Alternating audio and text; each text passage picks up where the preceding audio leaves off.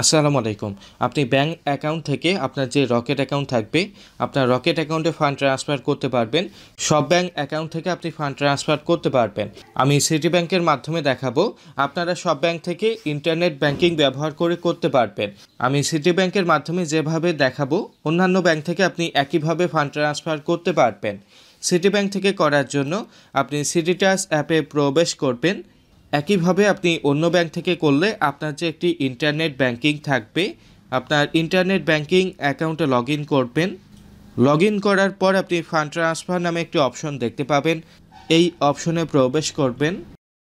এরপর হচ্ছে আপনাকে বেনিফিশিয়ারি অ্যাড করতে হবে। আপনি বেনিফিশিয়ারি ম্যানেজমেন্ট এই অপশনে ক্লিক করবেন। করার পর আপনি অ্যাড বেনিফিশিয়ারি এই অপশনে ক্লিক করবেন। এরপর ট্রান্সফার টাইপ আপনি সিলেক্ট করবেন। এই অপশনে অবশ্যই ট্রান্সফার টাইপ আপনি আদার ব্যাংক সিলেক্ট করবেন। সিলেক্ট করার পর আপনি নেক্সট অপশনে ক্লিক করবেন। নেক্সট অপশনে ক্লিক করার পর আপনাকে নিকনেম বসাতে হবে। আপনি নিকনেম বসাবেন। বসানোর পর আপনার অ্যাকাউন্টটি সিলেক্ট করতে হবে। অ্যাকাউন্ট টাইপ আপনি সিলেক্ট করবেন। অবশ্যই সিলেক্ট করার পর আপনি অ্যাকাউন্ট সিলেক্ট করবেন। এরপর আপনাকে 12 সংখ্যার যে আপনার রকেট অ্যাকাউন্ট নাম্বার থাকে, আপনার 12 সংখ্যার রকেট অ্যাকাউন্ট নাম্বারটি বসাবেন। বসানোর পর অ্যাকাউন্ট হোল্ডার নেম বসাতে হবে। আপনি অবশ্যই মনে রাখবেন, আপনার রকেট অ্যাকাউন্টটি যে নামে থাকবে আপনাকে এই নামটি বসাতে হবে। আপনি নামটি বসাবেন। নাম বসানোর পর আপনাকে ব্যাংক সিলেক্ট করতে হবে। আপনি অবশ্যই ডাচ বাংলা ব্যাংক সিলেক্ট করবেন। এরপর ডিস্ট্রিক্ট নেম এই অপশনে অবশ্যই আপনি ঢাকা সিলেক্ট করবেন। এরপর হচ্ছে আপনাকে MFS Dutch Bangla bank limited একটি অপশন দেখতে পাবেন, এই অপশনটি আপনি সিলেক্ট করবেন। করার পর আপনার বেনিফিশিয়ারি মোবাইল নাম্বার জানা থাকলে আপনি বসাবেন। বেনিফিশিয়ারি মোবাইল নাম্বারে অবশ্যই আপনার রকেট অ্যাকাউন্টের মোবাইল নাম্বারটি বসাতে পারেন।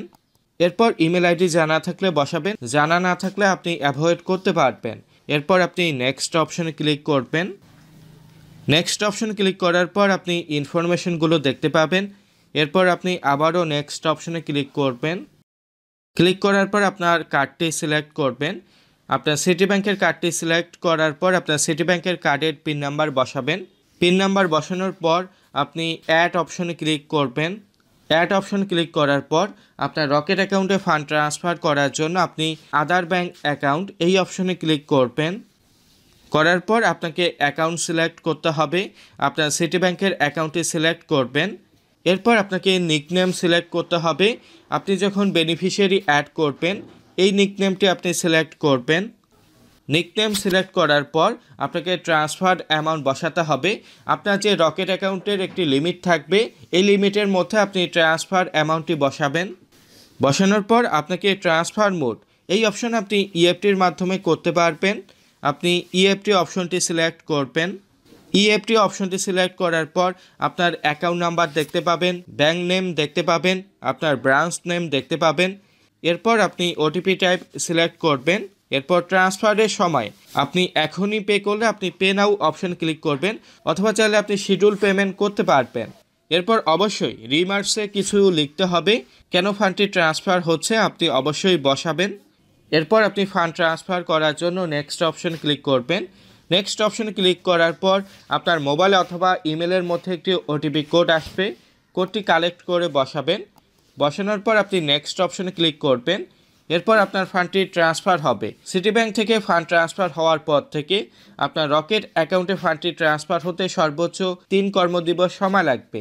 একইভাবে আপনি সিটি ব্যাংকের মতো আপনি অন্যান্য ব্যাংক থেকে ফান্ড ট্রান্সফার করতে পারবেন। আশা করি আপনাদের রকেট অ্যাকাউন্টে ফান্ড ট্রান্সফার করতে কোনো প্রবলেম থাকবে না, খুব সহজে ফান্ড ট্রান্সফার করতে পারবেন। আজকের ভিডিও এ পর্যন্তই। পরবর্তী ভিডিওতে নতুন বিষয়ে কথা হবে। আরেকটি রিকোয়েস্ট থাকবে, যারা নতুন দর্শক অবশ্যই সাবস্ক্রাইব করবেন। আশা করি পরবর্তী ভিডিওগুলো ভালো লাগবে। সবাই ভালো থাকবেন, সুস্থ থাকবেন।